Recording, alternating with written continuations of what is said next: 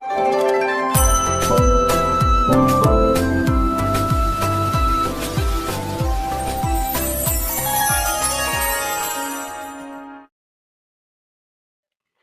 जगन्नाथ।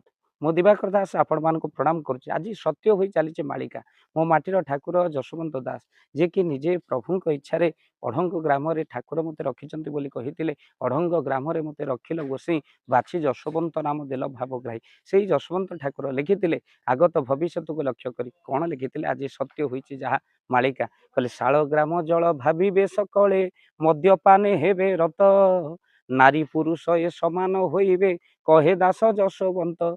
महापुरुष सेन लिखिते जे कली जुगे शाल ग्राम जल भाविबे सकले मद्यपाने हेबे रत। आज से समय आसी जाइए जो आम्भे माने देखुचे जे कि जिलापाल आखिरे अंधपुटुली बांधी बा कलापट्टी बांधी आज मदर लटेरी उठाउछन्ति जे आज पिलामाने निश्चिंत भाव में शिखिबे जे पाठ पढ़ी शेषक मदर टिकेट बांटिबा पड़ो लटरी उठेबा पड़ो कलेक्टर होकर जे मद लटरी उठेबा पड़ो मद बांटिबा पड़ो।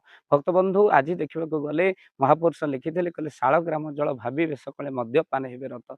आज से भाव में जो अनेक लोक जो मैंने पाठ साठ पढ़ी ना से मद पी गड़ती एवं शिक्षित लोक मैंने मद को आशा कर शिक्षित लोक मैंने मदर लटेरी बांटुंट आठ आ दुख कौन हो पारे जहाँ को 600 वर्ष तले तालपत्र पोथी महापुरुष लिखिते शाल ग्राम जल भाविबे सकले मद्यपान हेबे रत।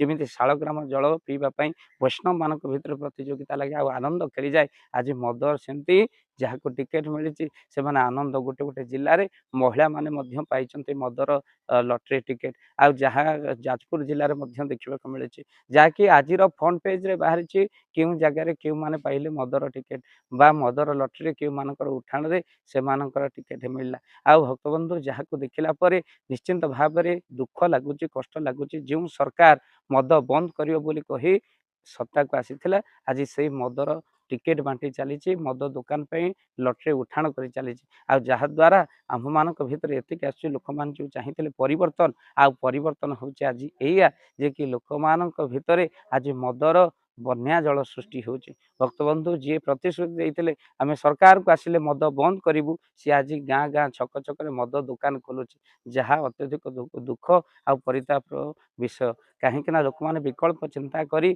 जो पार्टी को सत्ता को आनी पार्टी सरकार को आनी आज सरकार को मदुआ सरकार कहवाक लोक मैंने पछू ना कहीं आज से समय चली लोकों पार्टी छी छी ही शब्द बाहर आम एक कहूँ जे आम कौन दलर कथा कहूँ बरम जो सरकार भल कर लोक मैंने निश्चिंत भाव में ग्रहण करेंगे आउ निश्चिंत भाव में से सरकार को आणवे किंतु सरकार दल सरकार थी जो दल हो पचे सरकार थी जदि लोक मान हित न आसिले जो सरकार गोहत्या बंद करें ना जो सरकार पुणी थे जो मद बंद करने को जाए से सरकार को लोक मैंने गादी हटाइबा भी बहुत कम समय लगे बेसी समय लगे।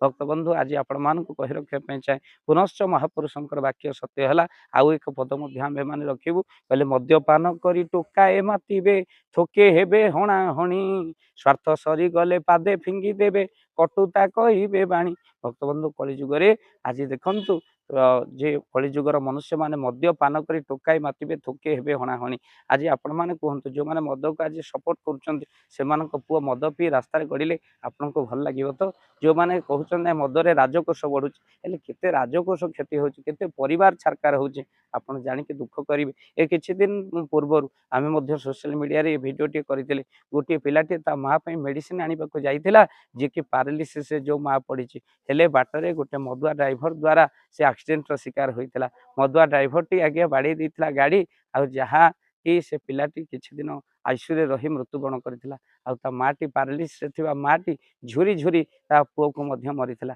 आ पुओर शेष कथा थिला माँ मु तो मद पीएनी किंतु ये मद मते दिने मारिदेला बोली मु केबे भाभी नथिली ये मद मते मारिदेला जे कि मदुआ ड्राइवर रो मु शिकार हेली। भक्तबंधु केते जे परिवार उजुड़ी जाउचे मद सकाशे आपण मान समस्त जानती आज जदि देखिबा रास्ता रे छोट झीलटे से स्कूल को जीवा असुरक्षित मन करुच्ची कहीं ମଦୁଆଙ୍କ ହାବୁଡ଼େ ପଡ଼ିଲେ ଆଜି ଗଣବଳାତ୍କାରର ଶିକାର ହେଉଛି। ଆଜି ଗୋଟେ ଝିଅ ଜନ୍ମ କରିବା ମଧ୍ୟ ଗୋଟେ ବାପା ଅଭିଶାପ ବୋଲି ମଣୁଛି ଏ ମଦୁଆମାନଙ୍କ ସକାଶେ। ତ ସେଥିପାଇଁ ଆପଣମାନଙ୍କୁ ମୁଁ କହି ରଖିବା ପାଇଁ ଚାହେଁ, ମହାପୁରୁଷଙ୍କର ବାକ୍ୟ ସତ୍ୟ ହେଲା।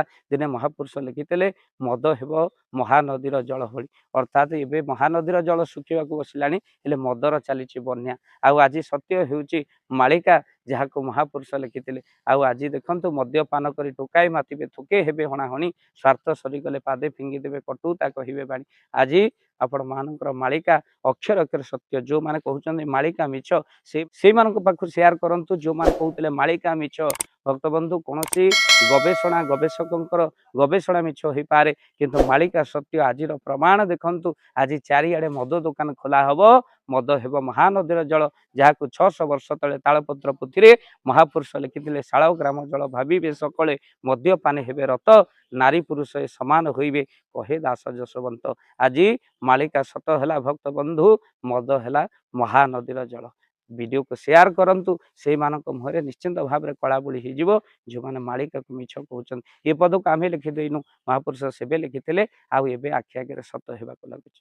ଜୟ ଜଗନ୍ନାଥ, ଜୟ ପଞ୍ଚସଖା।